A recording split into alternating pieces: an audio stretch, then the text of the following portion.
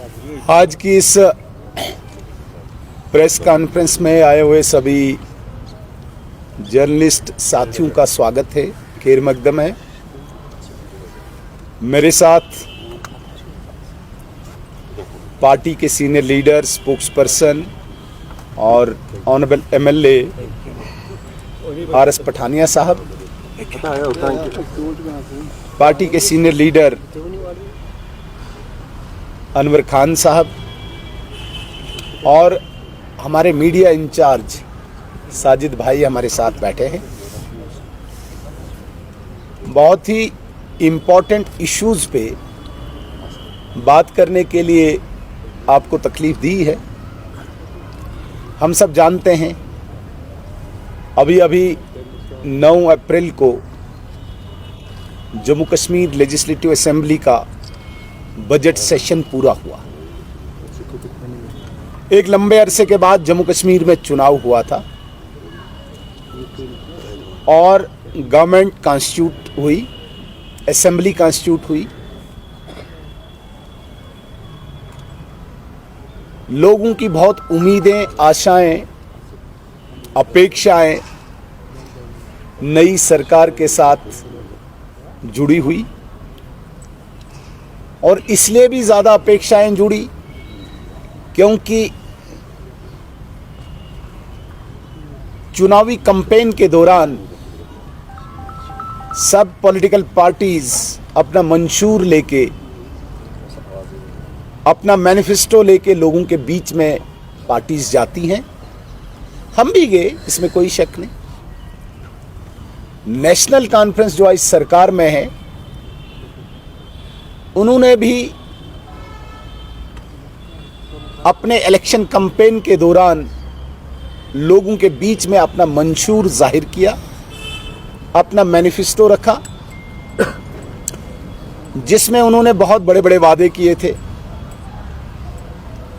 उमर अब्दुल्ला साहब ने कहा था कि 200 यूनिट बिजली फ्री देंगे,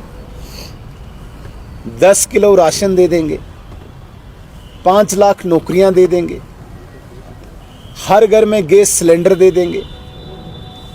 तो इस प्रकार के वादे करके जम्मू कश्मीर के लोगों को गुमराह करके मेजॉरिटी में सीट्स लाई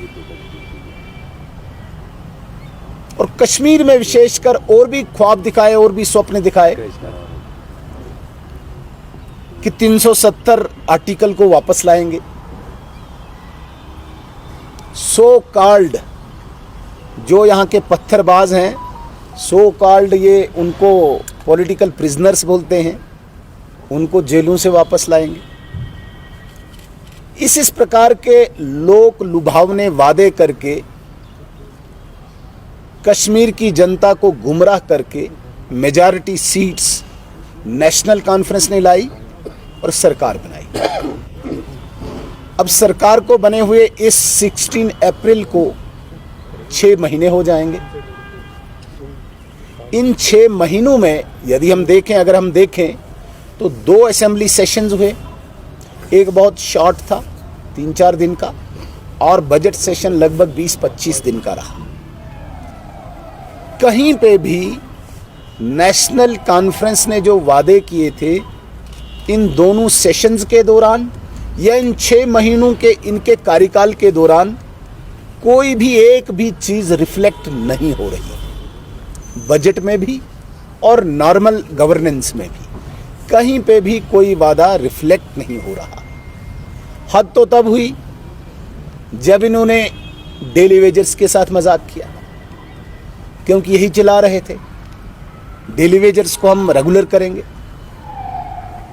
मजाक तो तब हुआ जब उन्होंने केवल AAY अंत्योदय अन्न योजना के तहत जम्मू कश्मीर में जो फैमिलीज रजिस्टर्ड हैं, सिर्फ उनको प्रधानमंत्री सूर्य मित्र मुफ्त बिजली योजना के तहत 200 यूनिट बिजली देने का वादा किया। वो योजना केवल 2 साल की है, ये मैं आपको स्पष्ट करना चाहता हूँ। और उमर अब्दुल्ला साहब कहते हैं कि हमने 5 साल में बिजली देनी है। भाई योजना ही केंद्र सरकार की 2 साल की, आप 5 साल से कहाँ से दोगे 5 साल के लिए?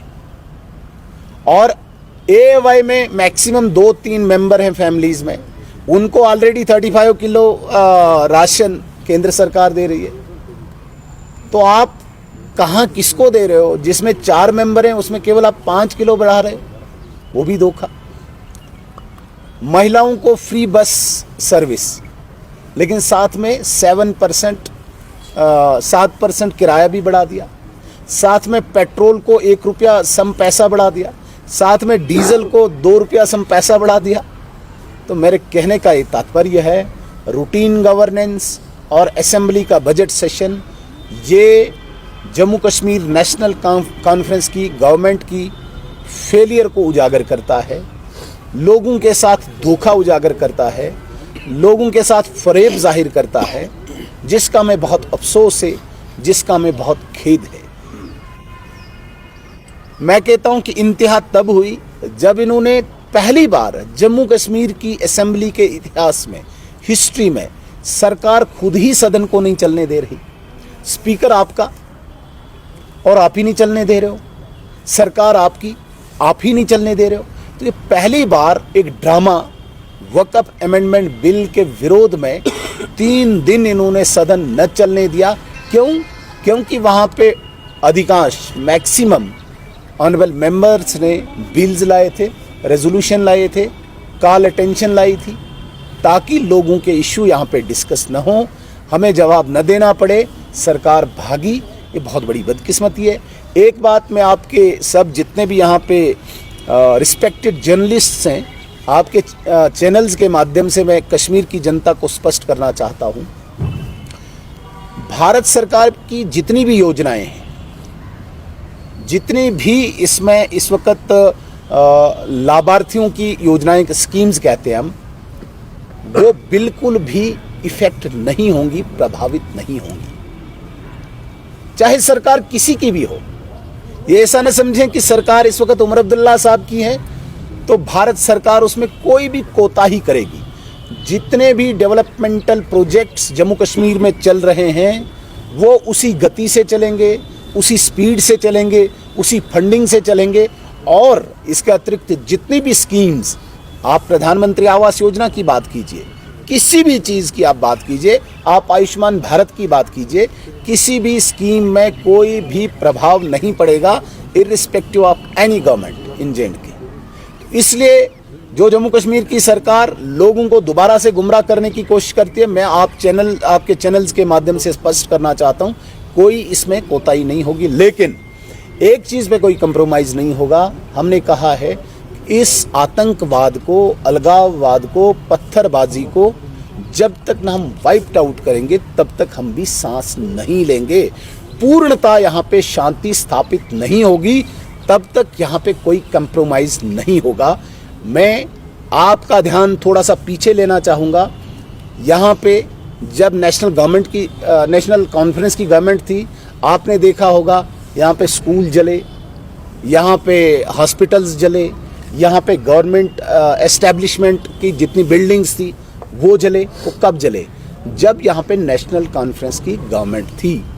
नेशनल कॉन्फ्रेंस एक बहुत बड़ी बात असेंबली में भी कहती है और बाहर भी कहती है कि उनके 10,000 वर्कर्स मारे गए, बोलते हैं ना। तो कब मारे गए नेशनल कॉन्फ्रेंस के वर्कर्स? तब मारे गए जब फारूक अब्दुल्ला साहब और उमर अब्दुल्ला साहब के पास होम डिपार्टमेंट था। जब से भारत सरकार ने यहाँ की कानून व्यवस्था अपने हाथ में ली, एक भी नेशनल कॉन्फ्रेंस का वर्कर यहाँ मारा नहीं गया। तो ये क्या जाहिर करता है? तब क्यों मारे जाते थे? क्या आपकी कोताही थी या आपकी कोई मिलीभगत थी उन मारने वालों के साथ? क्यों मारे जाते थे आपके वर्कर? क्यों मारे जाते थे? या तो आप खुली छूट देते थे, मिलीभगत थी। आज क्यों नहीं? आज आपके वर्कर सुरक्षित क्यों हैं? क्यों? क्योंकि अमित शाह जी के हाथ में आपके वर्कर की सुरक्षा का जिम्मा है। इसलिए जो 10,000 काउंट आप कर रहे हो हमारे वर्कर मारे गए, वो तब मारे गए जब आप ही जिम्मेदार थे। आज अमित शाह साहब के हाथ में यहाँ की सुरक्षा की जिम्मेदारी है, इसलिए आपके वर्कर सुरक्षित है। एक बात और मैं स्पष्ट करना चाहता हूं, बड़ी बदकिस्मती है, नेशनल कॉन्फ्रेंस स्टेटहुड की बात करती है। स्टेटहुड हमारा नैरेटिव है, स्टेटहुड हमारा वादा है, भारतीय जनता पार्टी का वादा है। आप कहाँ यहाँ आ गए? आप ढूंढो भाई, आपने सिलेंडर देने हैं, बिजली देनी है, राशन देना है, एम्प्लॉयमेंट देनी है। आपने तो कहा है 5 लाख एम्प्लॉयमेंट देंगे, 5 लाख रोजगार देंगे। 5 लाख रोजगार का मतलब है 1 साल में 1 लाख, 5 साल है ना आपके पास, 1 साल में 1 लाख का मतलब है 6 महीने में 50,000 सरकारी नौकरियां। मुझे बताइए 6 महीने हो गए, 50,000 कहाँ है नौकरियां? एक नौकरी जो नेशनल कॉन्फ्रेंस के बहुत बड़े लीडर के भतीजे को आपने लगाया बैकडोर करके, उस नौकरी के अलावा आम गरीब के बच्चे के लिए कहाँ है? बताइए मुझे। तो मेरे कहने का मतलब है इस हालात के जिम्मेदार नेशनल कॉन्फ्रेंस है। और आज जो हालात सुधरे हैं, आज यहाँ पे कोई हड़ताल नहीं है, आज यहाँ पे कोई कैलेंडर नहीं है, आज यहाँ पे कोई पत्थरबाजी नहीं है, आज यहाँ पे गरीब पेरेंट्स खुशी से अपने बच्चे को स्कूल भेजता है। वरना यहाँ पे सब अमीरों और बड़े बड़े पॉलिटिशियंस के बच्चे बेंगलोर, मुंबई या अब्रॉड वहाँ पढ़ते थे, गरीब के बच्चे हड़ताल के कारण स्कूल नहीं जा पाते थे। दूर की बात क्यों जाते हो आप? यहाँ पे डाउनटाउन जाइए, डाउनटाउन को बताइए, डाउनटाउन के लोगों को पिछले 15-20 साल आपको दुकान खोलने का कभी मौका मिला? नहीं मिला। आज जब से अमित शाह और नरेंद्र मोदी जी के हाथ में यहाँ की सुरक्षा का जिम्मा है, डाउनटाउन आज फल फूल रहा है। आज वहाँ पे स्कूल खुल रहे हैं, आज वहाँ पे बिजनेस एस्टेब्लिशमेंट फ्लोरिश हो रहा है। ये क्यों? क्योंकि अमित शाह जी के हाथों में यहाँ की सुरक्षा का जिम्मा है। जब आपके पास होम डिपार्टमेंट था तब डाउनटाउन क्लोज होता था, तब यहाँ पे पत्थरबाजी होती थी, तब कोई स्कूल नहीं खुलता था, तब कोई दुकान नहीं खुलता था। यासीन मलिक बाहर था, मैसूमा बंद रहता था। आप जरा रिकॉर्ड निकालिए, जब तक यासीन मलिक बाहर था मैसूमा में एक भी दुकान नहीं खुली, हड़ताल। उसको उसकी जगह पहुंचाया गया, आज मैसूमा फ्लोरिश हो रहा है, आज वहां की दुकानें फल फूल रही है, आज वहां का बिजनेस फल फूल रहा है। तो ये क्या दर्शाता है? ये दर्शाता है कि नेशनल कॉन्फ्रेंस ने कभी भी कश्मीर की शांति के लिए कोई प्रयास नहीं किया। और आज भी हम स्पष्ट करना चाहते हैं, बड़ी बदकिस्मती की बात है कि जिन एमएलएज को बिजली, पानी, सड़क, स्कूल, अस्पताल के लिए आपने यहाँ से असेंबली में भेजा, वहाँ पे वो नेशनल कॉन्फ्रेंस के एमएलए नारे तकबीर अल्लाहू अकबर का नारा देते। इसलिए भेजा था तुमको।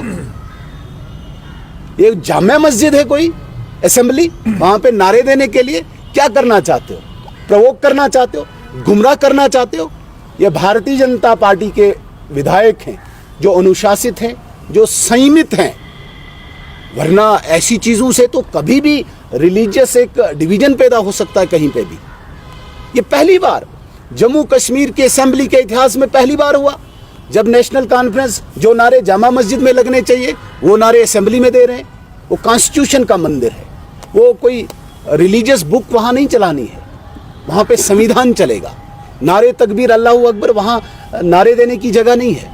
जब हमारी गवर्नमेंट पीडीपी के साथ थी, मुफ्ती साहब चीफ मिनिस्टर बने थे, उस वक्त भी मुफ्ती साहब ने पहला काम किया था, मसरत आलम जो एक सेपरेटिस्ट लीडर था उस वक्त का, उसको रिहा करने की एक पहल की थी। हमने विरोध किया था कि ऐसे व्यक्ति को बिल्कुल रिहा नहीं करना। आपने देखा होगा, उस वक्त के वीडियोस भी लाएंगे। यूं ही मसरत आलम बाहर आया तो यही नेशनल कॉन्फ्रेंस के वर्कर स्ट्रीट्स में, गलियों में नारे तकबीर अल्लाहू अकबर के नारे लगाने लगे।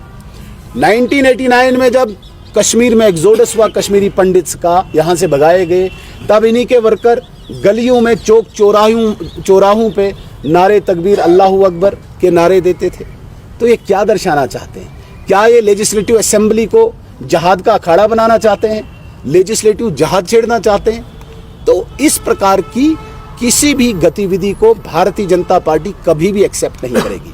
और मैं स्पष्ट करना चाहता हूँ, ऐसा स्टेटहुड कोई जम्मू कश्मीर का व्यक्ति, चाहे वो कश्मीर का मुस्लिम है, जम्मू का हिंदू है, कभी एक्सेप्ट नहीं करेगा जिस स्टेटहुड की असेंबली में नेशनल कॉन्फ्रेंस नारे तकबीर अल्लाहू अकबर के नारे लगाएगी। यहाँ का जम्मू कश्मीर का बाशिंदा चाहेगा, चाहे वो कोई भी इलेक्टेड रिप्रेजेंटेटिव हो, वो वहाँ पे बिजली, पानी, सड़क, स्कूल, अस्पताल, राशन की बात करे।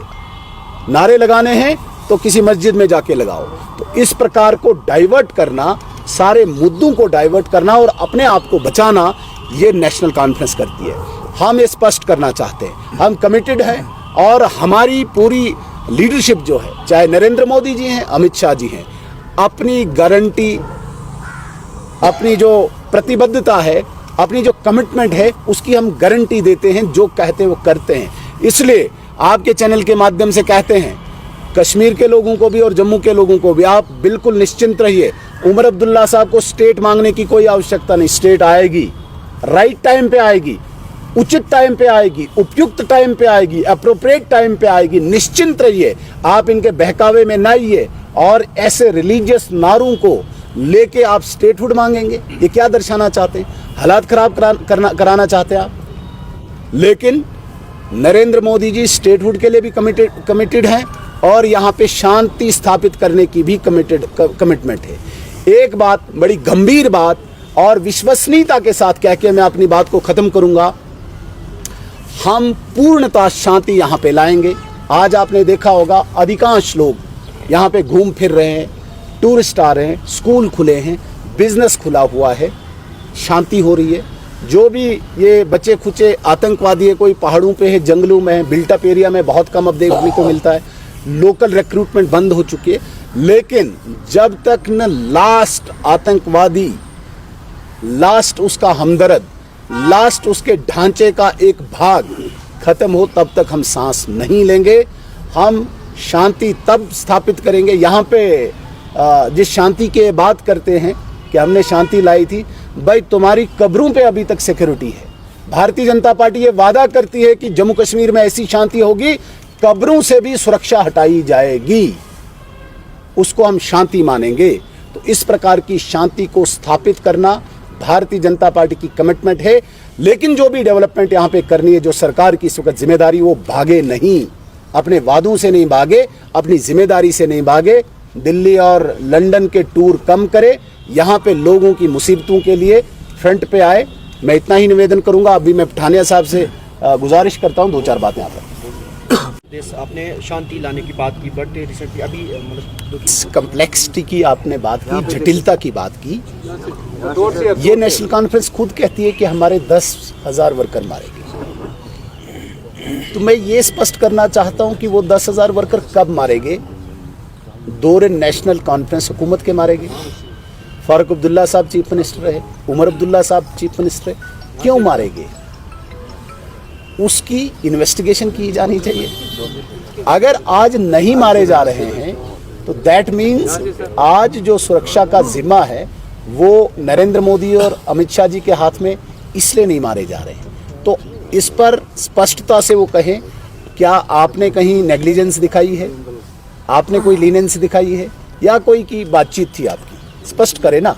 2 चीज़ों में एक, या तो अपना फेलियर बताएं कि नेशनल कॉन्फ्रेंस गवर्नमेंट का फेलियर था, फिर उनके वर्कर मारे गए, या कोई आपसी सहमति थी। 2 चीज़ों में एक बात तो हो सकती है, वो स्पष्ट करें।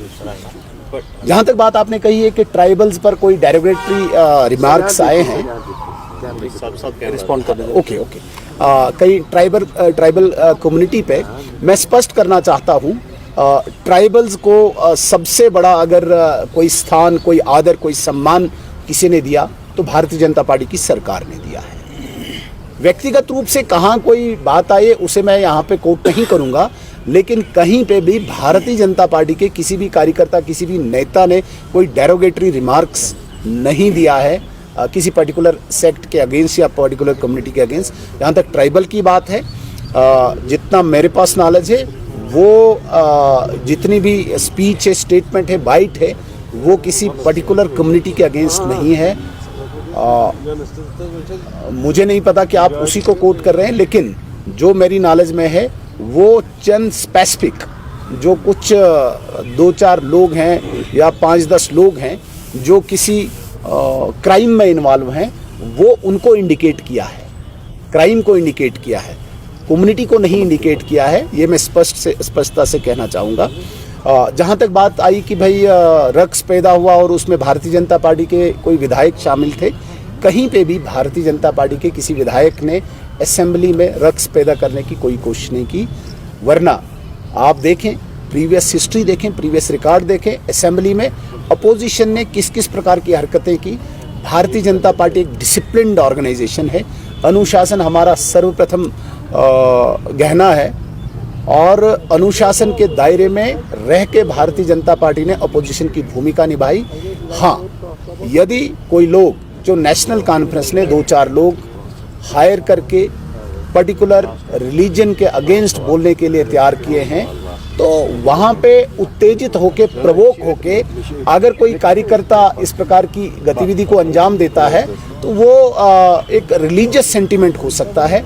लेकिन भारतीय जनता पार्टी संविधान का आदर करते हुए असेंबली की गरिमा को, असेंबली की सैंक्टिटी को हमेशा उसने अपहोल्ड किया है। सर